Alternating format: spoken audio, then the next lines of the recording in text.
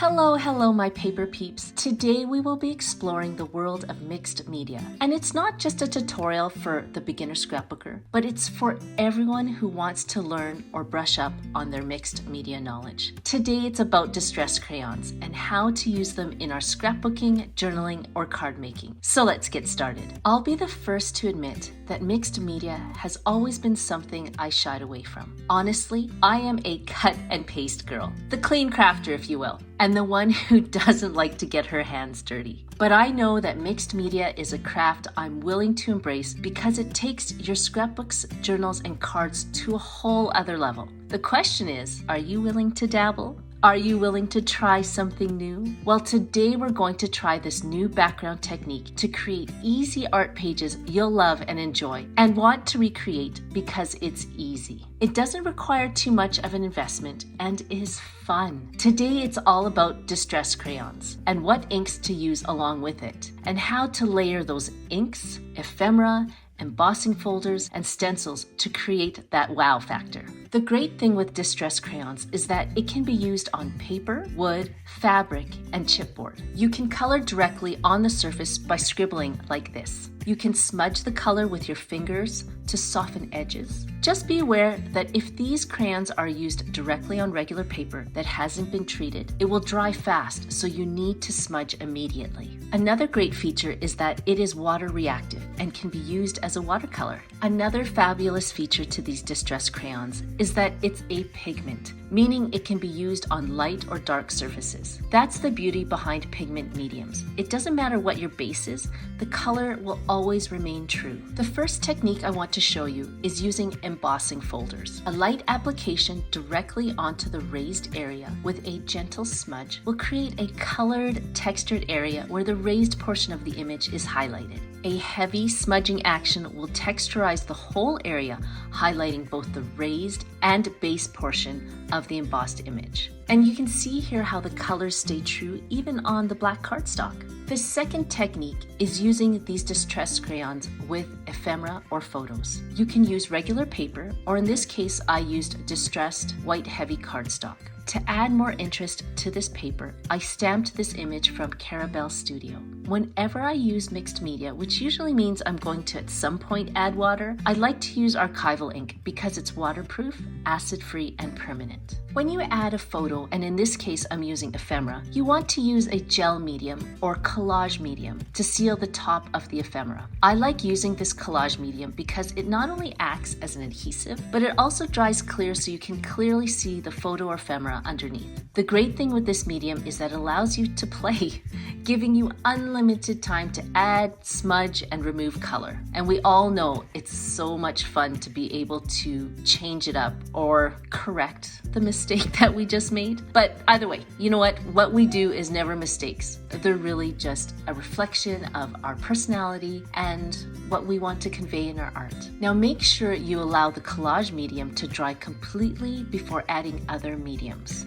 This is by far one of my biggest downfalls and probably many people's biggest mistake when playing with mixed media. Honestly, I get impatient and I end up layering before the medium is completely dry and I end up messing up the whole process. I think that's why I abandoned it so many times over my scrapbooking career because I would just mess it up and go, oh, this is so not me. But I've realized that the key to mixed media is allowing things to dry. So be patient. Go and grab a coffee, read a book, maybe get dinner ready, or if you're in my position, go and hang out with the kiddos for a bit while you literally are waiting for the paint to dry. FYI, distress crayons do not dry out, therefore you can keep the lids off. If you're new to my channel, my name is Christine, and my crafting community and I are currently in the Blush collection, which is a compilation of videos that show you how to create this scrapbook journal in this acrylic recipe box. If you're interested in crafting alongside us, I'll put a link to this paper line in the description box below. It's a fun project.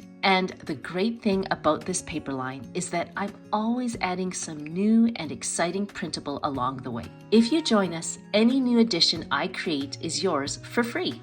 I just send it to you via email. By the way, To my existing blush collection crafters, I wasn't happy with the postcard pages I initially created for this line. They don't match.